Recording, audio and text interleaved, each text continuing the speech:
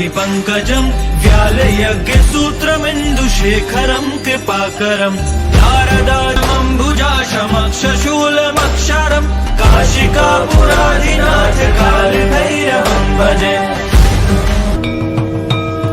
నేను ఇందాక చెప్పాను కదండి, ఫ్రంట్ సైడ్ కూర్చుంటే చక్కగా మన మీద పువ్వులు అవి పడతాయి అని చెప్పాను కదా. గంగమ్మ తల్లికి పూజ చేసినప్పుడు ఇలా పువ్వులు జిమ్ముతారు కదండి, ఆ పువ్వులన్నీ చక్కగా మన మీద పడతాయి అన్నమాట దగ్గరలో కూర్చుంటే.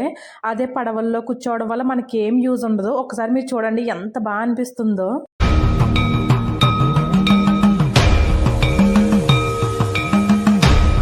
ఈ సాంగ్ వింటుంటే అసలు గూస్ బూమ్స్ వచ్చేస్తున్నాయి అన్నమాట. అంత అద్భుతంగా ఉంది.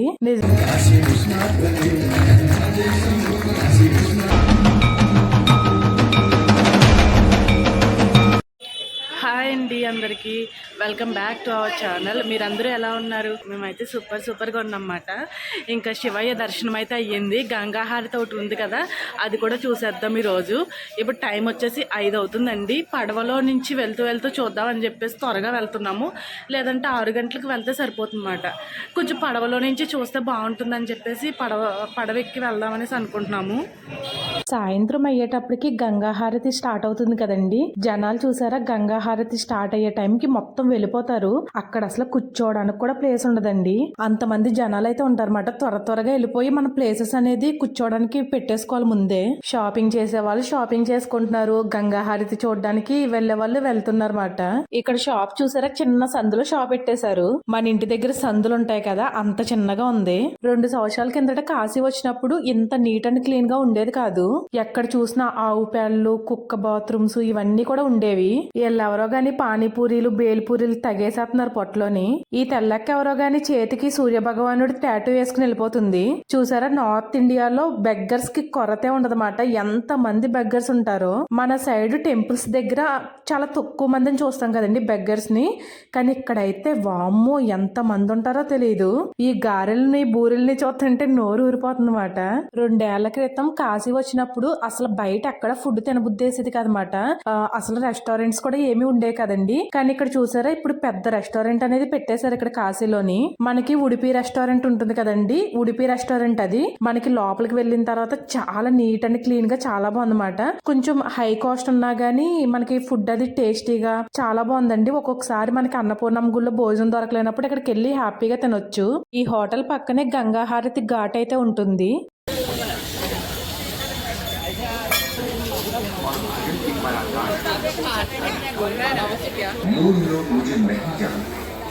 मुझ ईश्वरों के ईश्वर को भी तुच्छ समझते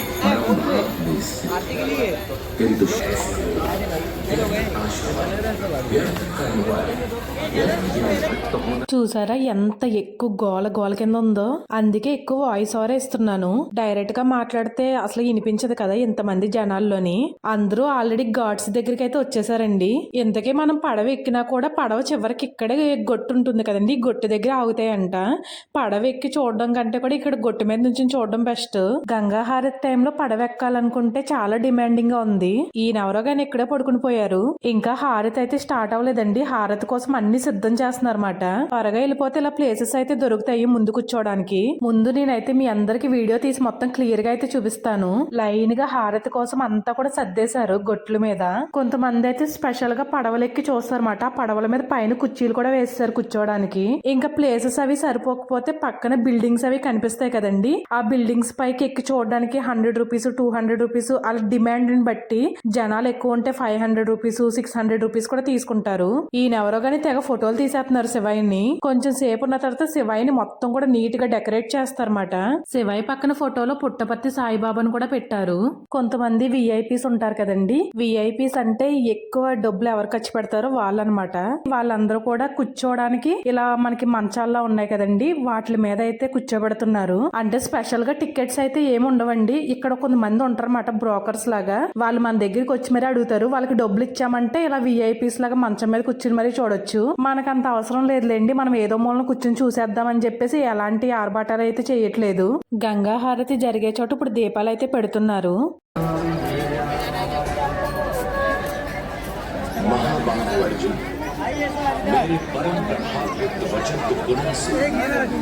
మెల్లమెల్లగా చీకటైతే మొదలయ్యింది. గంగా హారతి కోసం వీళ్ళైతే పువ్వులు రెడీ చేస్తున్నారు. చూసారా ఎంత మంది జనాలు ఉన్నారో. నేనైతే వీడియో తీస్తూ కూర్చున్నాను. చివరికి మనకి కూర్చోడానికి ప్లేస్ దొరుకుతుందో లేదో. ఇందాక నేను చెప్పాను కదండి పైన కూర్చుంటే డబ్బులు తీసుకుంటారని చెప్పేసి, అది అక్కడే. అయ్య బాబోయ్, పైన కూడా ఎంతమంది జనాలు ఉన్నారో చూసారా. కొద్దిసేపటికి జనాలందరూ కూడా చీమల్లా కనిపిస్తారన్నమాట. మొత్తం కూర్చోడానికి కూడా ప్లేస్ ఉండదండి. ఎంత ప్లేస్ ఉంటే అంత ప్లేస్ లోనే కూర్చుండిపోతారు. ఇక్కడ అన్ని దేశాల కంటే కూడా మన తెలుగు రాష్ట్రాల జనాలే ఎక్కువ మంది ఉంటారు. మన తెలుగు వాళ్ళకి ఇక్కడ డిమాండ్ ఎక్కువ మాట చెప్పాలంటేనే.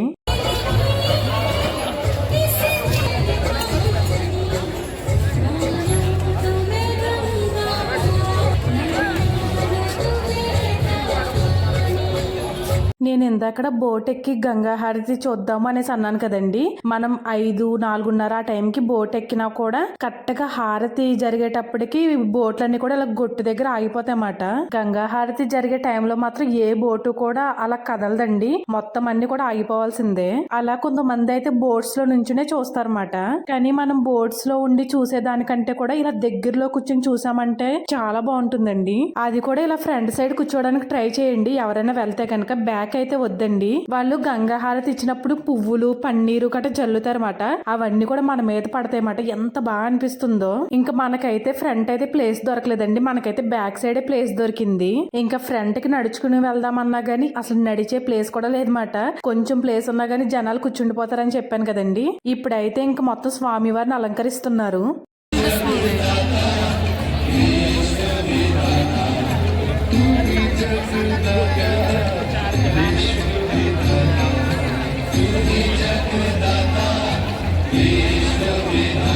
ఇంకా స్వామివారికి అయితే అలంకారం చేస్తూనే ఉన్నారు.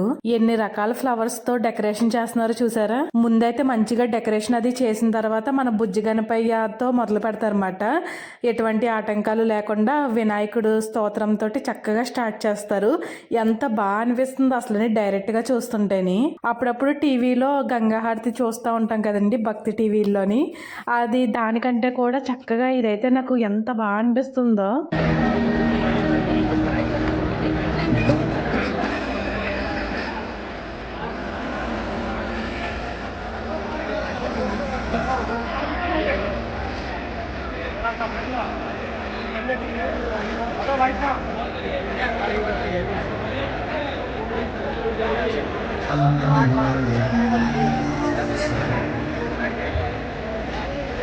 వినాయకుడు శ్లోకం అది చదివేసిన తర్వాత వీళ్ళు గంగమ్మ దగ్గరికి అయితే వెళ్తున్నారండి.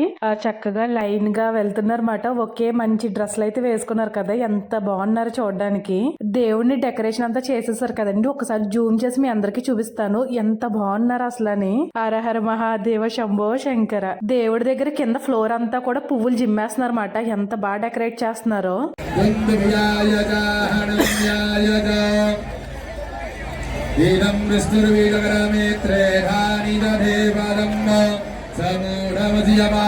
ఇంకా గంగా హారతి అయితే స్టార్ట్ అయిందండి. అందరూ ఒకే చోట మన శివయ్య ఉన్నారు కదండి. శివయ్య ఉన్న చోట అందరూ లైన్ గా నుంచుని ముందు గంగమ్మకి అయితే పూజ చేస్తున్నారు. ఇక్కడ కొన్ని దేవుడి పాటలు అవన్నీ పాడేసిన తర్వాత ఎవరి ప్లేసెస్ కి వాళ్ళు వెళ్ళి నుంచుని గంగా హారతి అయితే ఇస్తారన్నమాట. గంగమ్మ హారతి దగ్గర మన కన్నయ్య పాటలు కూడా పాడుతున్నారు అన్నమాట. కన్నయ్య పాటలు వినేటప్పటికి ఎక్కడ లేని సంతోషం వచ్చేది నాకు.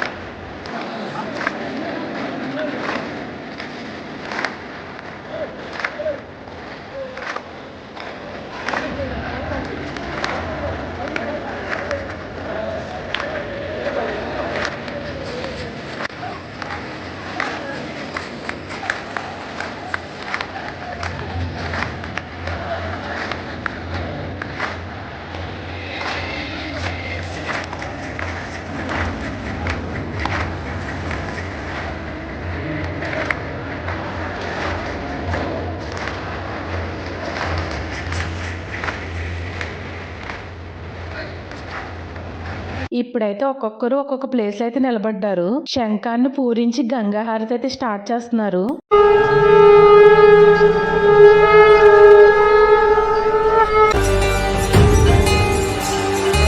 देवराज सेव्यमान पावनांघ्रि पंकजं व्यालयज्ञ सूत्रमिन्दुशेखरं कृपाकरं नारदादि योगी वृंद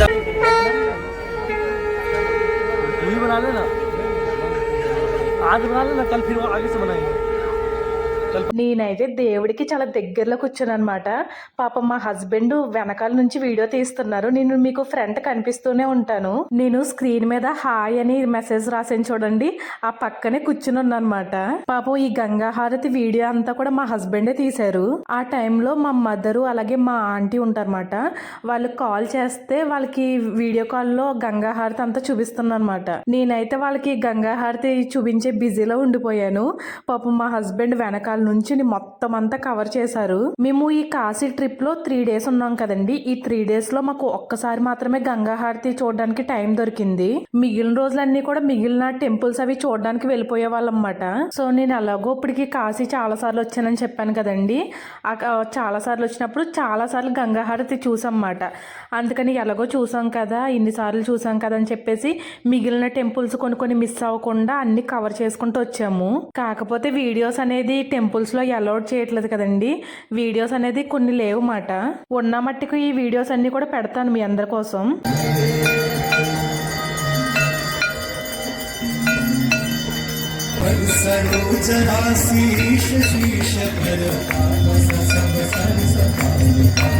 మన రాజమండ్రి గోదావరి దగ్గర కూడా ఇలాగే గంగా హారతి ఇస్తారట. ఇప్పుడుకొచ్చి అస్సలా వెళ్ళలేదండి ఎప్పుడు కూడాని. రావులపాలెం నుంచి రాజమండ్రి వెళ్ళాలంటే 25 kilometers కూడా ఉండదన్నమాట. కానీ ఎప్పుడు వెళ్ళాలనే ఆలోచన రాలేదు. ఎంతసేపు కాశీ వెళ్ళాలి, గంగా హారతి ఇదే మైండ్ లో ఉంటుంది తప్ప పక్కనున్న ఊరులో వెళ్ళి చూద్దామనే ఆలోచన ఇప్పుడు వరకు రాలేదు. ఈసారి ఎప్పుడైనా గానీ రాజమండ్రిలో గంగా హారతి కూడా చూడాలి. ఎప్పటి నుంచి అనుకుంటున్నాం అన్నమాట రాజమండ్రి గంగా హారతికి వెళ్ళాలని. ఇక్కడ వారణాసిలో ప్రతిరోజు గంగా హారతి ఎలా ఇస్తారు, మనకి రాజమండ్రిలో కూడా అలాగే ఇస్తారట. నాకు కూడా అంత క్లారిటీగా తెలియదండి, ఎవరో చెప్తే విన్నాను. ఒకవేళ మీకు ఎవరికైనా తెలిస్తే కనుక చెప్పండి. ప్రతిరోజు మనకి రాజమండ్రిలోనే కూడా ఇస్తారా లేదంటే అప్పుడప్పుడు ఇస్తారా ఏంటన్నది మీకు తెలిస్తే కనుక చెప్పండి. ఒక పక్క నుంచి హారతి జరుగుతూ ఉంటుంది, ఒక పక్క నుంచి పల్లాల్లో డబ్బులు వేయించేసుకుంటున్నారు. మొత్తం ఇక్కడ డబ్బులకి పెద్ద డిమాండ్ అండి. ఇక్కడ కొన్ని వందల మంది జనాలు ఉన్నారు కదండి. ఇక్కడే వీళ్ళు చాలా డబ్బులు అయితే వీళ్ళకి వస్తాయన్నమాట మన టెంపుల్ కి. హారతి మంచి కన్నుల పండుగగా ఉంది.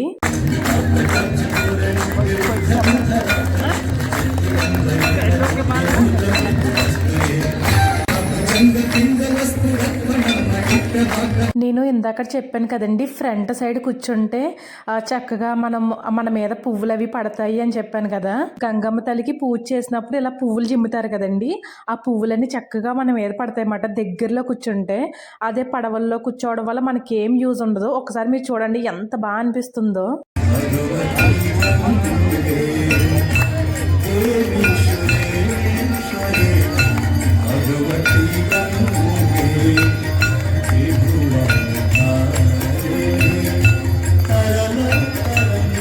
చాలా మంది వీడియోస్ తీసుకుంటున్నారు కదండి. ఇంకొంతమంది అయితే ఎక్కడో ఉన్న వాళ్ళందరికీ కూడా వీడియో కాల్స్ చేసి చక్కగా చూపిస్తున్నారు అన్నమాట. ఈవిడెవరో గానీ మొత్తం వీడియో తీసేస్తుంటే మనకులాగా ఆయన వెనక్కి వెళ్ళిపోమంటున్నారు.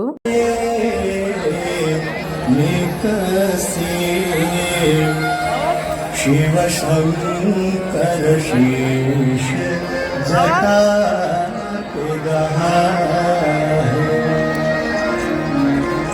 ఇంకా హారతి అయితే అయిపోతుందండి. స్వామివారికి చక్కగా విసనకర్రలు ఉంటాయి కదండి, లాస్ట్ లో ఇలా విసనకర్రతో విసురుతారు కదా, అలా అయితే చేస్తున్నారు. విశ్వనాథ్ కి అన్నపూర్ణ మాతా కి లక్ష్మీ మాతా కి సరస్వతి మాతా కి शीतला माता की ब्रह्म स्वरूप श्री सत्य साज की श्री श्री शोभा माता की समस्त देवी देवताओं की समस्त संत महात्मा ऋषियों की नमः पार्वती पते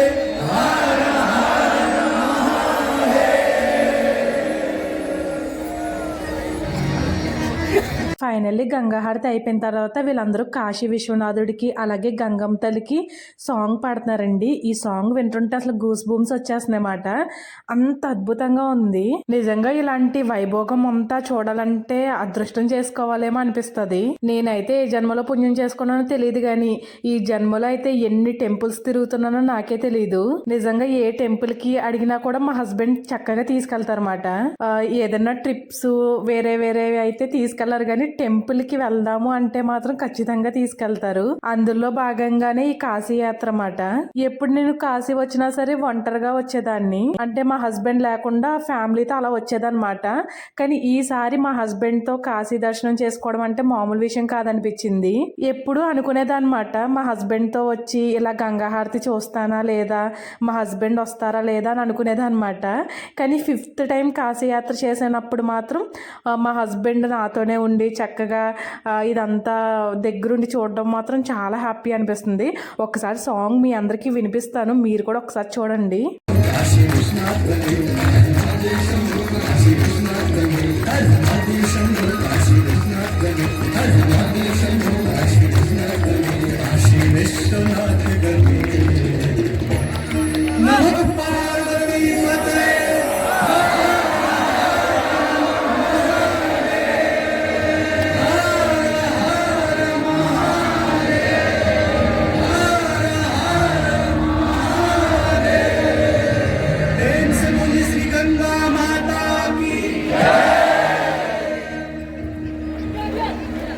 చక్కగా గంగాహారతి అయితే అయిపోయిందండి. ఎక్కడోళ్ళు అక్కడికి వెళ్ళిపోతున్నారు.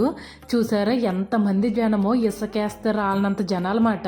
ఇప్పుడు కాశీ విశ్వేశ్వర స్వామి దర్శనం చేసుకునే వాళ్ళు దర్శనానికి వెళ్తారు.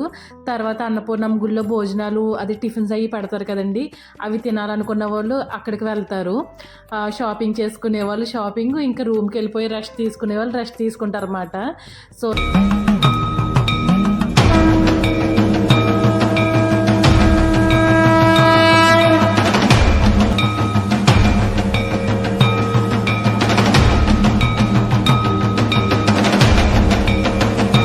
మనకి ఇక్కడ అయితే ఇలా జరిగిందండి. ఇంకా చూసారు కదండి, ఇదే ఈ రోజు వీడియో. అయితే ఈ రోజు గంగాహారతి వీడియో ఎలా అనిపించిందో కామెంట్స్ లో చెప్పడం మాత్రం మర్చిపోవద్దు. నాకైతే చాలా బాగా అనిపించింది అన్నమాట. మనసు చాలా ప్రశాంతంగా అనిపించింది. ఇంకా నెక్స్ట్ వీడియోలో మళ్ళీ కలుద్దాం. జై గంగమ్మ తల్లి. అంతవరకు take care. By by to all my subscribers.